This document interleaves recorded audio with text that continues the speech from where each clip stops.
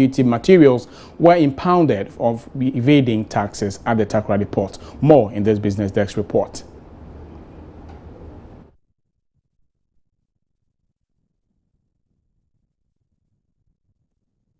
One of the trucks was loaded with spare parts and the other wax springs, valued at about 800,000 Ghana cedis in total. The Customs Division of the Ghana Revenue Authority intercepted the Kumasi-bound 40-foot containers after the supposed clearance and entry into the Takoradi port. We've impounded one articulated truck with a 40-footer container, supposed to have been cleared through the Takoradi port. It contains spare parts. And what happened was that we have our checkpoints, Kugasi and Hinkro. And this one, he got to Ariankwanta. And then when he stopped, he didn't stop.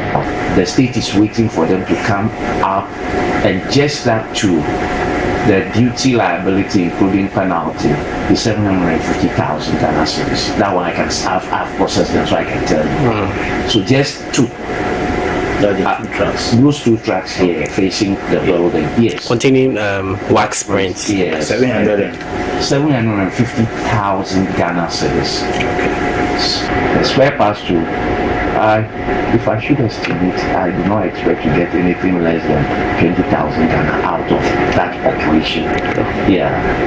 The other previous ones too, they paid quite a lot of money because what they were carrying is going on in Kumasi now. Yes. Mr. Ahiapo says they have begun the process to compel the owners to pay their duties with penalties. He adds construction of well-resourced checkpoints at the borders is critical to minimize the phenomenon. We will have to redouble our efforts at patrolling. There are certain points within the city that normally are done. These things are quickly dropped. You have the light trucks standing by. The moment they are lighted, take them off the buses straight away onto the light trucks and they speed off. So yes, for the past 2-3 weeks, 1 month, we have been picking them. So we are in that process now of assessment. And I can assure you, if we do that and then realize that the state has been shortchanged, when I say the state, then it means all of us, then I'll come to the rescue. I would have to reprocess them and of course impose a pecuniary penalty.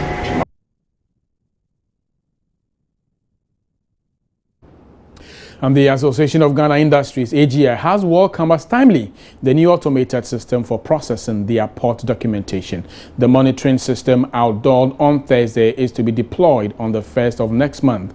It is primarily for tracking export proceeds to ensure effective repatriation of foreign exchange to Ghana and thereby minimize export revenue losses. As part of the initiative, exporters except those with retention agreement would repatriate in full all their export receipt for their foreign exchange account with local banks to be converted into the cedi on the need basis. Speaking to Joy Business, AGI President James Asareje said this should facilitate business operations and boost the value of the cedi. AGI welcomes Bank of Ghana's directive, for individual companies, especially those into export, to hold their export proceeds in their respective commercial bank accounts. We think that it's going to facilitate business operations where companies who are into export know that they can hold their own foreign currencies, and for that matter, anytime they need such foreign currencies for transaction, then they will get easy access to these funds. There's no need of having offshore accounts, and for that matter, virtually all foreign currencies will be repatriated into the country. Once you have the foreign currencies repatriated into the country, it helps to shore up, the cedi. Let us understand that depreciation to a large extent in this economy is fueled by speculation. So if businesses know that they are going to get access to your funds, why do you buy dollars, why do you buy pounds or foreign currencies and hold them? So I think it's a welcome development, and AGI is looking forward for more of such progressive directives from the central bank to facilitate businesses operation in the country. And EcoBank has put on hold plans to raise some $700 million through right issue. The bank plans to seek shareholders' approval for this extraordinary general meeting and annual general meeting with shareholders in Lomé, Togo. But the board chairman announced the deal is actually decision being suspended. The plan just at the start of the meeting. Spoke with George Wiafe earlier on the marketplace. I got the understanding that for those institutional investors, they were not happy with this plan to go ahead and raise this money and the impact on their shares, and therefore they would have voted against it if that resolution was tabled. So apart from the official reason they were given, we also believe that they knew that if they had gone ahead with this, they won't get the support, and that is why it was withdrawn, John. We are yet to get those fine details because, John, as we speak right now, the annual general meeting and later the AGM is yet to even conclude to get those fine details that you're looking forward to. So as we speak right now, we haven't gotten the plan B from the management of ETI as to what they're going to do, because we also plan to use this money to recapitalize the bank and aid some expansion that they wanted to do. So as we speak right now, we don't have any details on that one, but we are hoping to get that from management as in the way forward. But another interesting thing is that for the past 2 years, there hasn't been any dividend. But the board chairman has declared that each shareholder will be getting 2 cents for every share held. And don't forget that their profit for last year went down drastically from $338 million in 2014 to $66 million for 2015. But despite this decline, the board is saying that there will still be some dividend payouts to shareholders, and that represents actually about 93% of the profits that they declared for 2015 at ATI. Okay, that must be some good news there for shareholders, but can you tell me what the response of these shareholders at the meeting is? Well, more of indifferent, because the board has come under serious criticisms in terms of how the bank has fared for 2015. They think that there's still a lot more they can do to improve the financials, to improve the bottom line, to improve the returns for shareholders. So, just like on the retreat, they want more. The Agric Development Bank, ADB, is targeting to become the best bank in the country in the next 3 years. As part of strategic plans, the bank plans placing premium on customer service to boost performance and penetration into the banking industry. Managing Director Daniel Siedu revealed this to Joy Business when management of the Multimedia Group Limited paid a working visit at the bank's headquarters. The delegation from the Multimedia Group Limited was led by the CEO, Kwesi Chum. The visit was aimed at strengthening the existing business relationship with ADB. Speaking to Joy Business after a meeting held behind closed doors, the managing director of ADB, Daniel Siedu, was confident about an improved relationship between both institutions. Clearly, I think that it's been like a partnership, and because I have also had a very good relationship with the group where I'm coming from, I intend to even take the relationship to the next level, because you see it's a partnership, and we have to make sure that together we work to promote the good of the bank and also Multimedia. So whatever we can do to support Multimedia, we will, and whatever they have to do to support us, they have done, and we believe they will continue to do. So we appreciate the relationship and hope that it will improve. Mr. Siedu, who assumed office in March this year, also shared with the Joy Business his company's strategy to be the #1 bank in the country. Well, first of all, let me say that ADB is perhaps one of the strongest brands in this market. ADB has so much to offer the Ghanaian public. With 78 branches, with a lot of products, with a lot of services, good people and all that, I think that ADB has a lot to offer. I think our vision is to see ADB being the best bank in this country within the shortest possible time, perhaps about 3 years from now, and we are working aggressively to ensure that that is achieved. I think one area that which we are addressing aggressively and seriously is the area of customer service. And I can assure you now that if you walk to any branch of ADB, you will see that there is a new ADB with a new people ready to serve. And like I said, very soon ADB is going to be the bank of choice in this country. And the economic dividends provided by tourist-related facilities to host communities cannot be overemphasized. This includes direct and indirect job creation as well as revenue generation for the local assemblies and the central government. Nana Yaa Asantewaa Museum in Ejisu Juabi municipality in the Ashanti region is one perfect example. The story is, however, different now as Love Business Prince Appiah reports in today's special feature. Nana Yaa Asantewaa Museum was inaugurated 18 years ago. It was highly patronized by both foreigners and indigenes, generating revenue for the municipal assembly whilst creating jobs for the residents. Patronage has, however, dwindled over the years after fire gutted the facility in 2004, unduly affecting its revenue generation for the assembly. Frank Bedu Sampini is museum coordinator. It was a lively place actually. When we started, we had people moving in, and we had few people also trying to put up their containers or structures to sell some items there. People were moving in there, especially the foreigners. And you need to book, or when you come. I mean, the door was open 24/7, and so once you move in, you do your booking around 5 cedi. If you have to convert it to current money, right, you pay 5 cedis, and then the conductor taking you around, at least you have to pay 1 cedi, a sort of motivation to certain individuals as they take you around. Yes. Several businesses sprang up around the museum area for obvious reasons. This included kente weaving, bead making, and sale of traditional sculptures, which have also automatically ceased.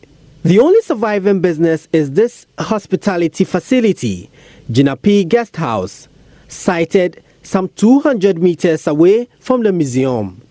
Manager Georgina Osei Prempe explains how a business is being affected. When the museum was in operation, it helped my business. People who made stopover at the museum on their way to the lake passed by my place for a drink or two before they continued their journey. Foreigners visited my place frequently. Some even passed the night in my guest house. Things have come to a standstill after fire gutted the building. Business is really down now.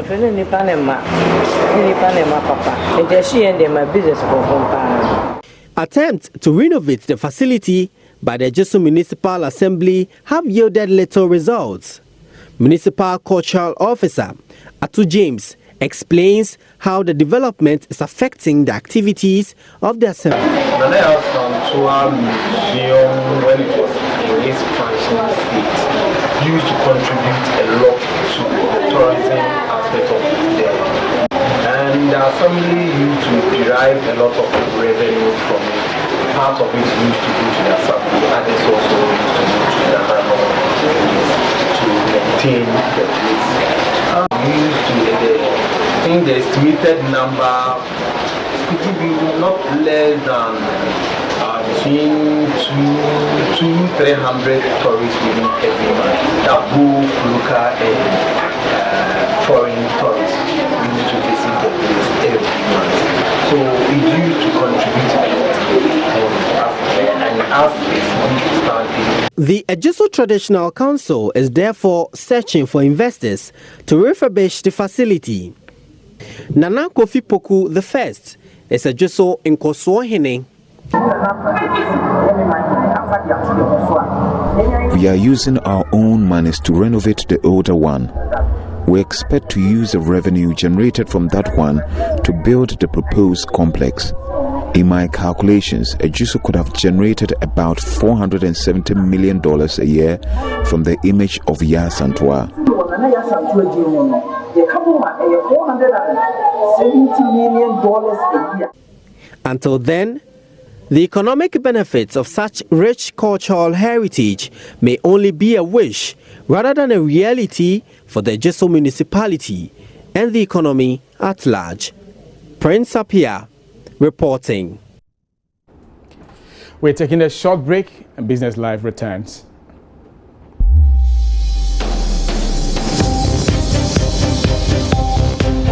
Business Live today was brought.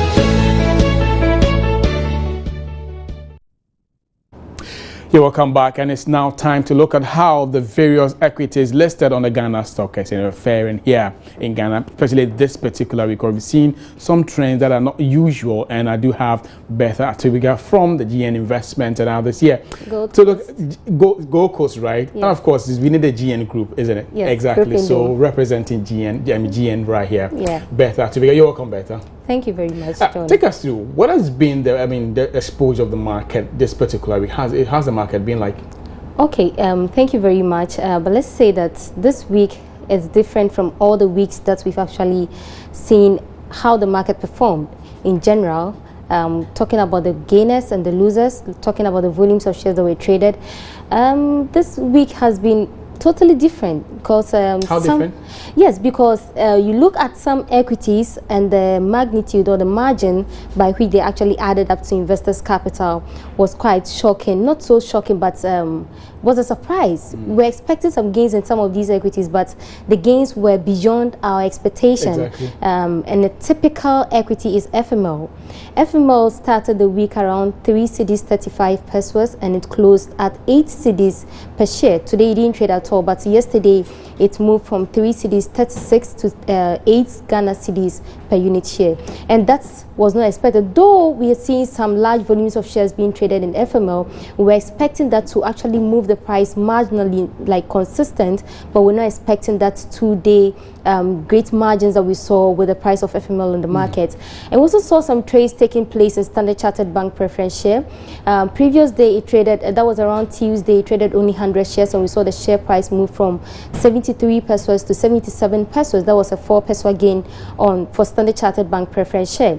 But as at the close of Wednesday's trade, we saw this particular equity shedding of 3 pesos of the 4 peso gain that is recorded in the previous day's trading session. So currently, Standard Chartered preference share is closing. It is now trading at 74 pesos per share on the stock market. And we also saw some marginal moves in Societe Generale on the market. It moved up by a peso, dropped a peso on the market this week. So it has been a little volatile, not extremely volatile like we saw in CAL. I think there's been some unusual trends also within that financial sector, because for the first time in a long while, I saw UT Bank actually adding something to their investors' capital. And you know, Standard Chartered Bank added just a peso this week. But it's been a while. It's been a while, and you know, we've also seen some consistent drop in the price of UT Bank.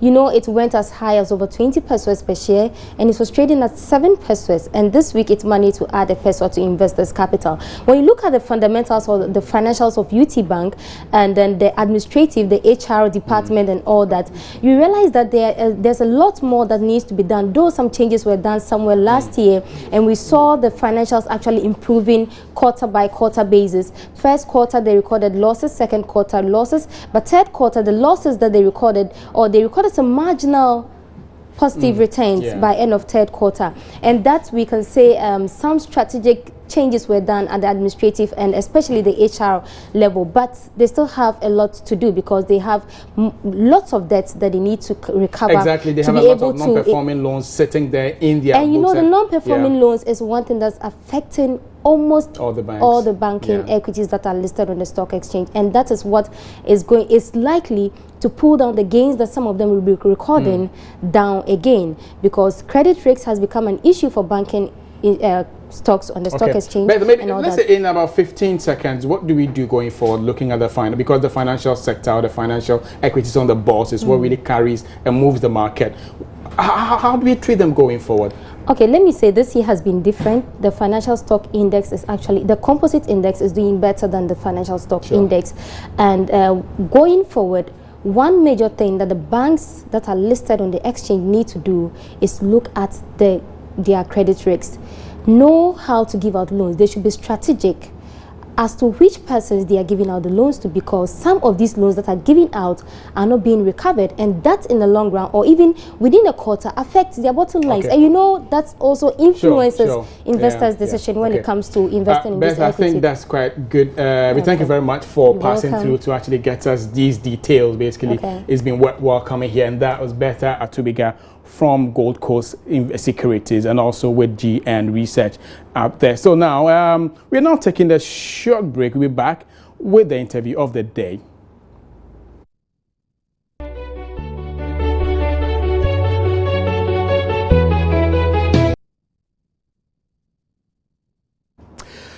You're welcome back. And so, how do fraudsters go about their such activities, and what new electronic fraud trends should the public be wary of now? The founder and principal consultant of eCrime Bureau, here's Albert Entry Boesiakon with some answers for you.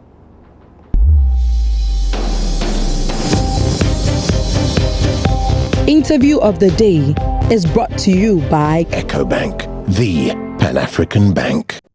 There are different ways in which perpetrators are targeting ATM machines. Some of them are stealing the cards and also stealing data on the cards. A popular trend has been the skimming, the use of skimming devices, a device which is fixed on the ATMs that the criminals are able to capture the details on ATM cards and use other means like video recording, audio recording, to pick up pins to perpetrate fraud. I think that one has been addressed significantly with the introduction of anti-skimming devices in most of the latest ATMs. But then the criminals will always find a new way of attacking ATM machines. Recently, we've seen logical attacks. Here, ATM is an intelligence system. It's a digital device, and certain malicious programs have been found to be used to target them to steal information. That is an area that the criminals are exploiting now to target the system. They are also using social engineering. Here, that calls in user awareness. Sometimes they pretend to even be support technicians for the ATMs, and the customers or users turn up to give their details to them to capture their information that they intend to use it to facilitate this fraud. But the most interesting one, which I would like to bring, the nation's financial sector should prepare themselves, is the Standard Bank kind of attack, which happened in South Africa. That was on the 15th of May. More than $13 million were stolen within a period of 3 hours. More than 100 ATMs were involved. That means, 100 perpetrators. 100 perpetrators were involved in more than 1,005 ATM machines in Japan. This is what happened. The details were stolen probably from a bank in South Africa, but then they were used to catch the money from somewhere in Japan. Here, the criminals are targeting database systems. They want hold of the data, not just a single individual.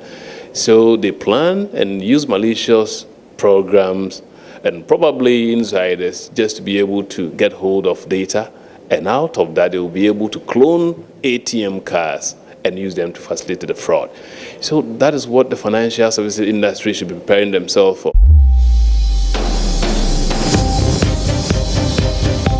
Interview of the day was...